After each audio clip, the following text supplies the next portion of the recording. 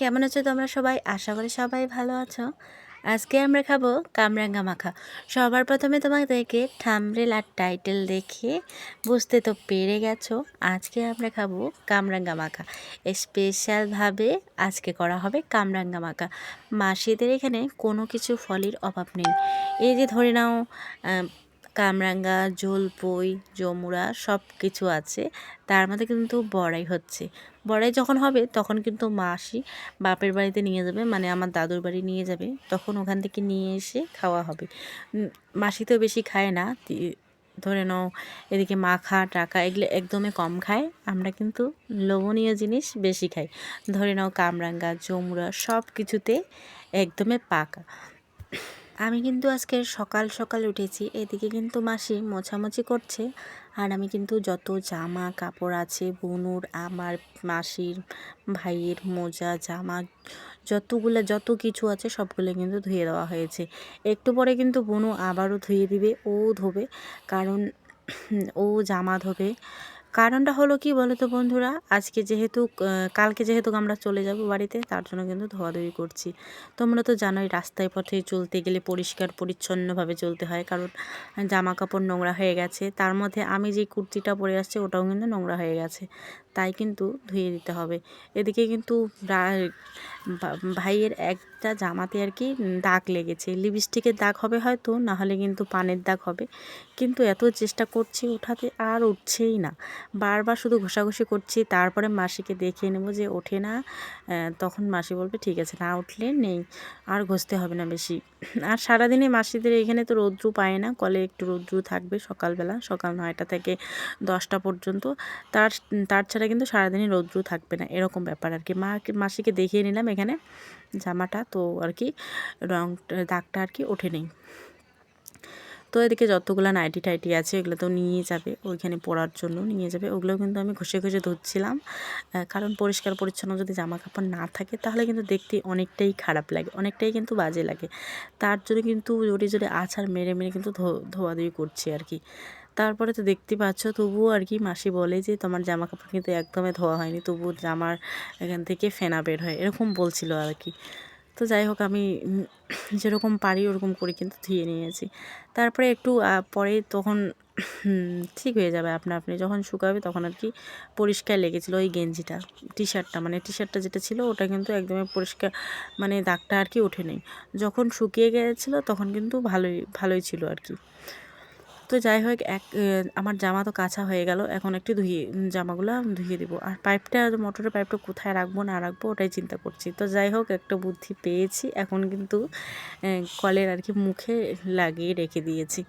তো এখন সুন্দরভাবে জল পড়ছে, তার মধ্যে কিন্তু মোটরের পাইপটা ছেঁড়া ফাটা ছিল আর কি। তাই ফাটার জন্য কিন্তু ওদিকে যেখানে আর কি মাসিদের ঘর, রান্নাঘরের ওদিকে কিন্তু জলটা যাচ্ছিল। তো যাই হোক, এখন আর কি আমি ধোয়াধুয়ি করব। এদিকে কিন্তু মাসিও চলে এসেছে চালটা ধুতে, যেহেতু রান্না করছে মাসি, কিন্তু ওদিকে রান্না করছে, মানে এক একজন এক এক মতো কাজ করছি, তাহলে আর কি তাড়াতাড়ি কাজটা শেষ হয়ে যাবে। এদিকে কিন্তু মাসি সকালবেলা আর কি, সকালবেলা ঘুম থেকে উঠে কিন্তু ঝাড় দেওয়া দেবি করে আগে মোছামুছি করেছিল। কালকে যেহেতু নিরামিষ, কালকে বৃহস্পতিবার নিরামিষ খাবে, তার জন্য কিন্তু আস্তে আস্তে আজকেই মোছামুছি করছে। তোমরা তো বুঝতেই পারছো, আত্মীয় আসলে কত ধরনের কাজ থাকে, কত ধরনের কাজকর্ম থাকে, দুইটা লোকের জন্য আবার বেশি রান্না করতে হয়, এই সব ব্যাপার নিয়ে কিন্তু আত্মীয় স্বজন আসলে আর কি তাড়াহুড়ো করে কাজবাজ করতে হয়। আমরা হাতে হাতে দুই একটা যদি কাজ করে দিই তাহলে কিন্তু অনেকটাই হেল্প হয়ে যাবে। তো বোনু সকালবেলা উঠে কিন্তু ও টুকটাক কাজবাজ করছে, ও কিন্তু টুকটাক কাজ বাজ করবে, এদিকে ও ধোয়াধুয়ি করবে। একটু পরে কিন্তু আবারও জামা কাপড় নোংরা হয়ে যাবে, যেহেতু যেগুলো পরে আছে ওরা ভাই বোনু ওগুলো আর কি ধুয়ে দেবে। তো যাই হোক, এদিকে আমার ধোয়াধুয়ি কিন্তু একদমই কমপ্লিট, বালতিতে করে আমি রেখে দেবো জামা কাপড়গুলো, পরে আর কি শুকোতে দিবে।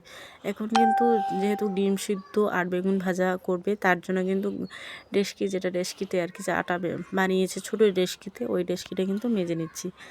এখন মেজে টেজে তারপরে মাসিকে দিয়ে দেবো। মাসি এদিকে মুরগির ডিম যেগুলো আছে ওগুলো আর কি ধুয়ে দেবে, ধুয়ে টুয়ে দিয়ে দিবে হাঁড়িতে। এখানে কিন্তু আমার সব কিছু কমপ্লিট হয়ে গেল।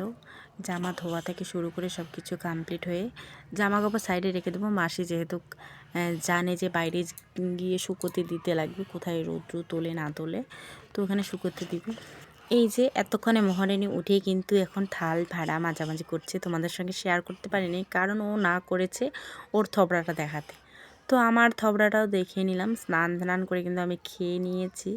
এখন চলে যাব স্পেশাল জিনিস, যেটা তোমাদেরকে প্রথমেই আমি শেয়ার করেছি। এখন নিয়ে আসবো কামরাঙা। দেখো তো কত সুন্দর করে ফলেছে, দেখে তুলতে ইচ্ছে করছে। তো টুক করে একটা আমি তুলেও নিলাম, কিন্তু খুব সুন্দর। তো যাই হোক, কামরাঙা তুলে কিন্তু সোজা চলে যাব বাড়িতে। এই বাড়িতে যাওয়ার পথে একটা কিন্তু খেতে যাচ্ছিলাম, আর তোমাদের সঙ্গে শেয়ার করছি। এটা যেহেতু কাঁচা, খেতে কিন্তু খুবই খারাপ লেগেছিল। আর এরা নাকি আগেও বিক্রি করে দিয়েছে। গাছে এত কামরাঙা, কী আর বলি তোমাদেরকে, একটুকু জায়গা নেই যে ফাঁকা, এত কামরাঙা, তাহলে ওরা কতগুলো বিক্রি করেছে। ওরা নাকি ভেটভেটিতে করে এক ভেটভেটি গাড়িতে মানে বিক্রি করেছিল অনেকগুলা, প্রচুর কয়েক বস্তা বিক্রি করেছে। গাছটাও অনেক বড়, আর নিচে উপরে কামরাঙ্গা, নিচেও শুধু কামরাঙ্গা পড়েছিল। যেহেতু একটু নোংরা ছিল, তার জন্য কিন্তু মানে মুরগি হাঁস থাকে এখানে, হাগু করে থাকে এখানে, ওখানে হাগু করে, তার জন্য কিন্তু নিচেরগুলো নেওয়া হয়নি। তো শুধু উপরেরগুলো নিয়েছি, আর বস্তা দিয়ে ধরেছি আর কি। উপরে মাসি পারছিল, আর আমরা নিচে বস্তা ধরেছিলাম, এরকম ব্যাপার আর কি। তারপরে বুনুকে দেখো এদিকে ধোয়াধুয়ি করছে, মোটরের জল দিয়ে কিন্তু ধোয়াধুয়ি করা হচ্ছে, যেহেতু কামরাঙ্গা গাছের নিচে অনেক নোংরা আর কি, তার জন্য। তো এখন ধুয়ে কিন্তু একটু পরে খাওয়া হবে। তো মাখা করবে বুনু। এত ঝাল দিয়েছে কি আর বলি তোমাদেরকে, অতিরিক্ত ঝাল হয়েছে। খেতে কিন্তু দুর্দান্ত হয়েছে, কিন্তু ঝালে ভর্তি। এখন করবে মাখা। তো একটু করে কেটে নিচ্ছে, কিন্তু কেটে কুটে তারপরে কিন্তু মাখামাখির পর চলছে। এত লঙ্কার গুঁড়ো দিয়েছে, এত কাঁচা লঙ্কা দিয়েছে, কী আর বলি তোমাদেরকে, কাঁচা লঙ্কায় ভর্তি করে দিয়েছে। খাওয়ার সময় এত ঝাল, আর তোমাদের সঙ্গে কোনো কিছুই শেয়ার করতে পারিনি। এদিকে কিন্তু খেয়ে দিয়ে আমার মেয়ের অবস্থা খুবই খারাপ হয়ে গেছে, আর খাবে না বলে কান্না করছিল। এত ঝাল, কী আর বলি তোমাদেরকে। তারপরে দেখো তো গ্যাসের চুলাটা কত সুন্দর করে রেখেছে, আর সামনে কিন্তু একটা জানলা, এই জানলা দিয়ে রান্নাও করতে পারবো, আর মেয়েকেও দেখতে পারবো। তো খাওয়া দাওয়া কমপ্লিট হয়ে গেল। এখন কিন্তু থাল ধরে চলে আসলো কলের পাড়ে থাল নিয়ে এসে কিন্তু এখন থাল ধোয়াধুয়ির পর্ব। তো এদিকে আমরা তো থাল মেজে টেজে সন্ধ্যাবেলা খেয়ে নেব চা আর চিরা। তারপরে এখানে উনুন কিন্তু 1 কিলোর মতো আছে। এদিকে পোলট্রির মাংস, আর এদিকে গোটাল আলু, তারপর হলুদ, এখানে তেলও আছে। এদিকে 2টা মাসের জন্য মাছ আছে কয়েকটা। তো এদিকে তো মাংস রান্নাটা হয়ে গেছে, তো অনেক সুন্দর হয়েছে খেতে। তো আজকের মতো এখানে থাক, কালকে আবার দেখা হবে নেক্সট ব্লগ।